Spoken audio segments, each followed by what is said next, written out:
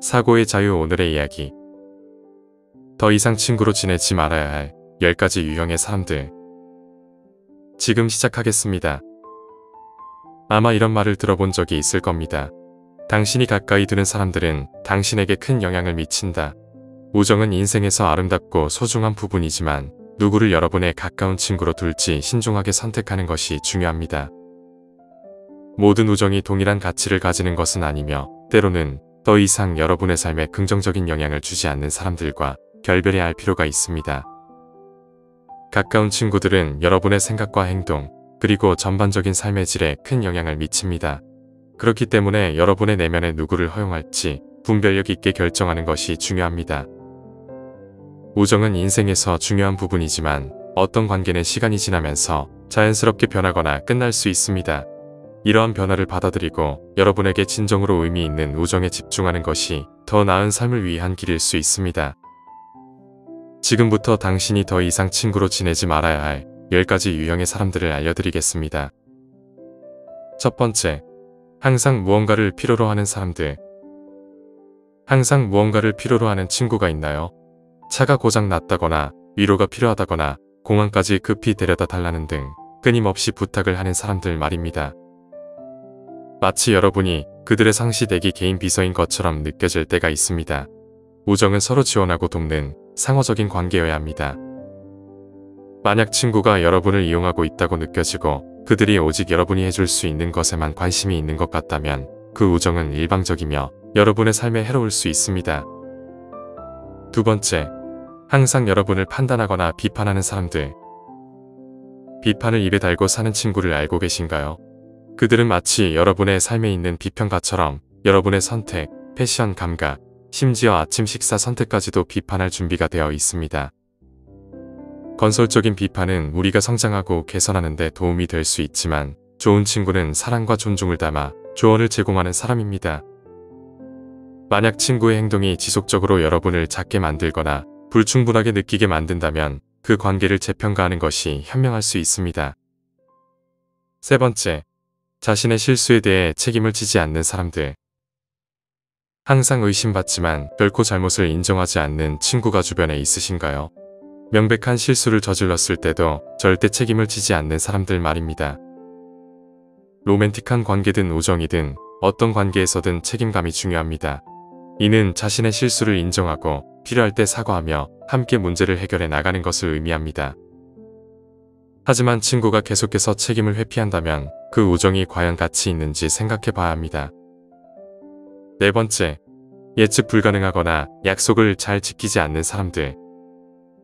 이들은 어떨 땐 계획에 동의했다가 다음 순간엔 다른 말을 하는 사람들입니다.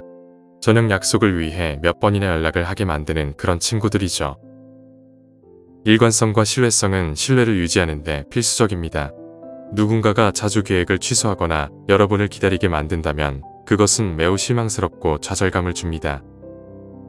물론 급한 일이 생길 수는 있습니다. 하지만 친구의 약속 수준이 주식시장보다 더 변동이 심하다면 가장 필요할 때 그들을 믿기 어려울 것입니다. 다섯 번째, 파괴적인 행동을 부추기는 사람들.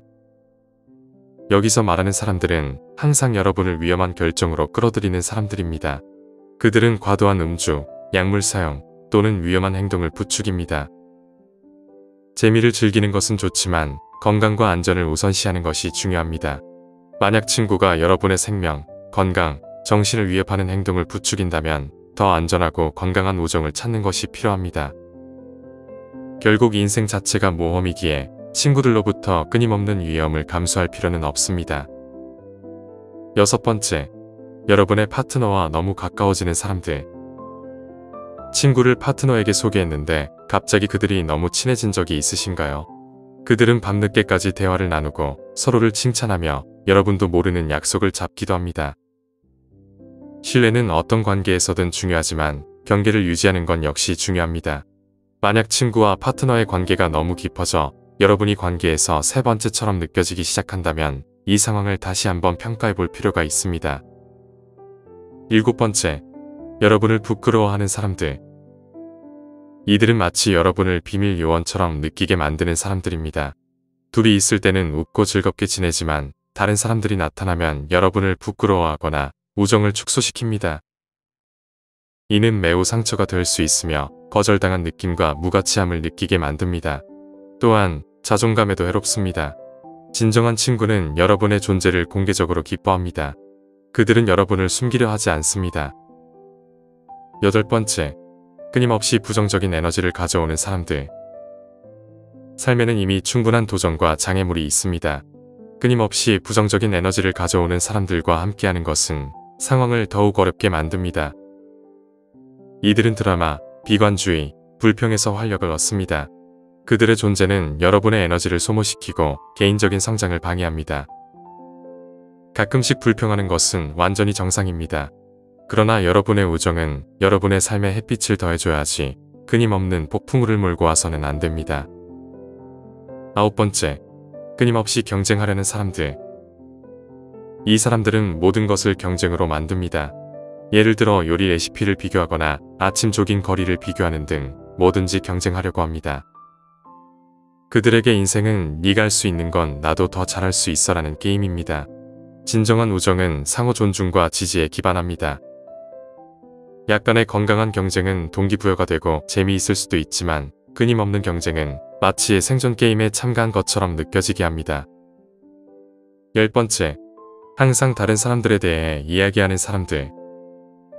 이 친구들은 걸어다니는 인터넷 신문처럼 가장 핫한 가십을 빠르게 전해줍니다.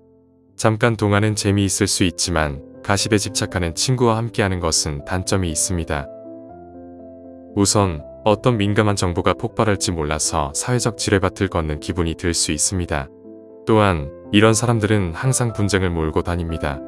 최신 스캔들보다 웃음을 더 좋아하는 사람들과 함께 있는 것이 훨씬 건강합니다. 우정을 끝내는 것은 결코 가벼운 결정이 아닙니다. 하지만 여러분의 행복과 정서적 건강을 우선시하는 것이 중요합니다.